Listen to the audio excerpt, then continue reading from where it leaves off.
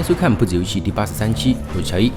上期我为大家讲了美洲文明三部曲中的玛雅文明及相关游戏和历史背景。这期我给大家讲一讲阿兹特克。但如果你没有看过上期关于玛雅的节目，我建议先看上期节目，将会有更好的理解和帮助。我想单独说阿兹特克这个名字，大部分人都非常陌生，但你要是 CS 和文明的玩家就比较熟悉了。阿兹特克作为 CS 一张非常经典的地图，一直被玩家们所熟知。诡异的壁画和石块，狭长的吊桥让地图风格迥异。小时候不懂这图的名字含义，但由于游戏中会出现闪电，那时候称呼这样地图为雷神。据传 CS 1.3 的版本，这闪电还能劈死人，不过我倒没见过。可惜现在 CSGO 这样经典地图已经被踢出标准地图库了。而对于文明玩家，阿兹特克作为最早期一个非常强势的文明，开局拥有坎二爷的雄鹰战士创造历史。甚至在神庙塔王跑跑卡丁车中也有阿兹特克的地图存在，但阿兹特克到底代表着什么？它在哪儿？现在还有没有？也是很多玩家心中的疑惑。那么这次我就给大家讲一讲游戏背后的阿兹特克文明。阿兹特克是14世纪到16世纪的墨西哥古文明，主要分布在墨西哥中部和南部，在玛雅文明所在地的东边。两个文明共存在了近2个世纪。所谓的阿兹特克人便是由墨西哥古地的多个族群为主组成，政体上和玛雅文明一样，也是由城邦或者城邦联盟形成的文明政体。但他们借鉴了玛雅文明，因为单个城邦内战走向衰落，阿兹特克人机智地把当时3个发展得很好的城邦联手起来，在1427年组建成了阿兹特克帝国。3个城邦巨头的联手，成为了当时中美洲一个强势的文明。3巨头开始利用联姻、贸易、扶植傀儡君主等方式控制其他小城邦，强迫他们定期向宗主国进贡和限制贸易，意思就是你老实点，好好定期交税，我们就不打你。你不军事统治，你自己可以发展你自己的，并且你不但要定期进贡，还必须把你那些土特产资源和我们做贸易。阿兹特克这一系列操作，大家是不是有点耳熟？这不就是黑社会吗？看到你们在拍戏，我是来收保护费的。鸡哥，有人来收保护费。谁收保护费啊？现在香港经济，我吃你啊！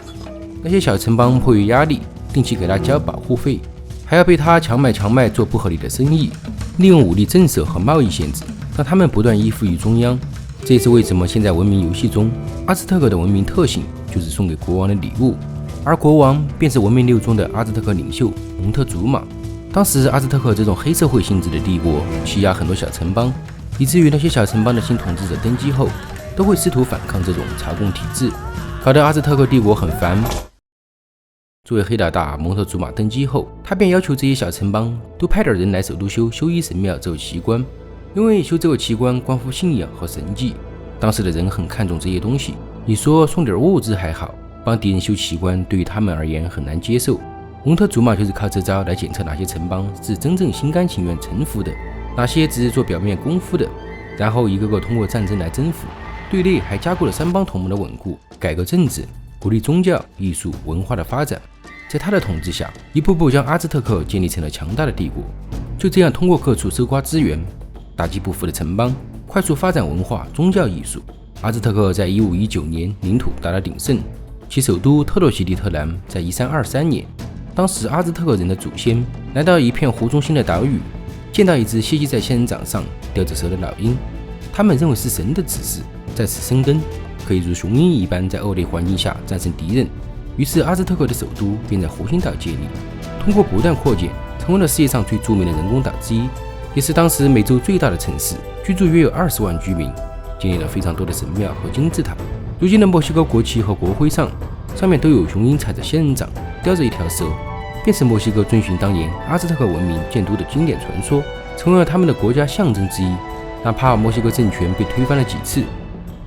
每个政见不合的政体都在国旗上保留着这个经典图案，一直传承至今。你就可想而知他们对阿兹特克的文化认同有多深厚了吧。玩过文明和帝国时代的玩家都知道阿兹特克雄鹰战士的厉害。雄鹰战士的雄鹰就是我刚才说的他们建都传说那条踩着仙人掌和蛇的雄鹰。阿兹特克的男孩们，无论是平民还是贵族，从小都要接受军事训练，父母们定期要将男孩送往神庙，来检测这些孩子们被训练的如何。等到成年了，还有严苛的挑战来迎接他们。这搞法有点像斯巴达人，只有最优秀的男孩通过训练和挑战，才能成为雄鹰战士。阿兹特克不但有雄鹰战士，还有美洲虎战士，也是帝国武装精锐。这些战士要加入的条件不但是自身素质过硬，还要去捕获4名敌人，不能杀死，只能捕获。因为阿兹特克人认为杀死敌人并不算厉害，要活捉他们才是最光荣的。当然，抓回来的战俘，一个是作为奴隶召唤，还有一个也是和玛雅文明一样，阿兹特克也喜好献祭，把战俘不但当活祭品献给神明，还要喜好食人。这就是他们更倾向于捕获而不是杀死敌人的原因，不然都给在战场上弄死了，等逢年过节找不到人献祭，搞不好就轮到自己了。你现在能理解文明里的雄鹰战士为什么特性是抓敌人来变为自己人了吧？阿兹特克有专门一个战士阶级，就是用来容纳这些雄鹰战士和美洲虎战士的，能够享受着上好的物资和特权，有非常高的社会地位。不但贵族可以加入，也给平民出身的人加入的机会。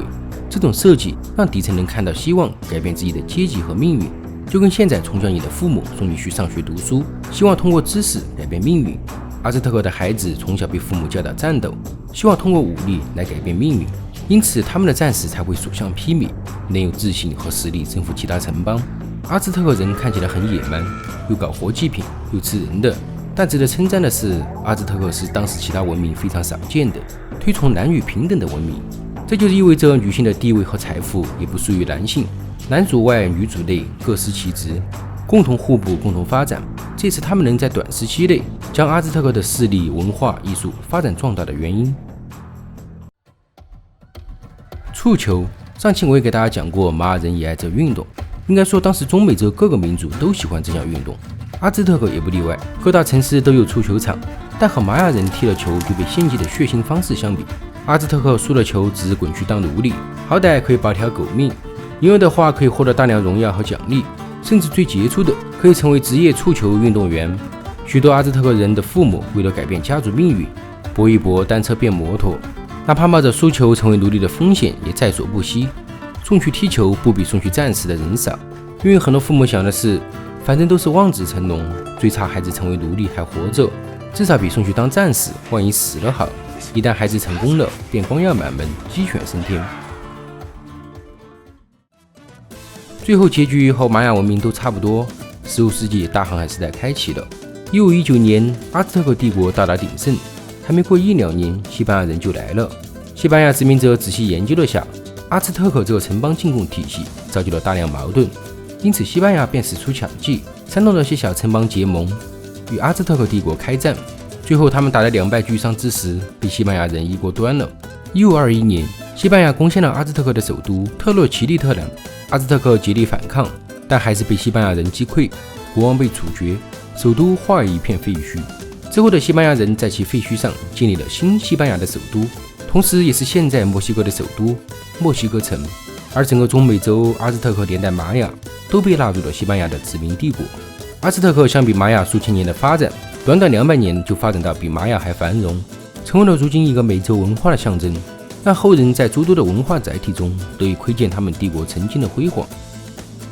感谢收看本期的不止游戏，下期我们将讲述美洲文明3部曲中最后一个印加帝国，也就是古墓丽影暗影中劳拉最终的冒险之地，同时也是新的一季彩虹6号秘鲁干员的出生地。感兴趣的观众朋友们可以点击关注，我是乔伊，我们下期再见。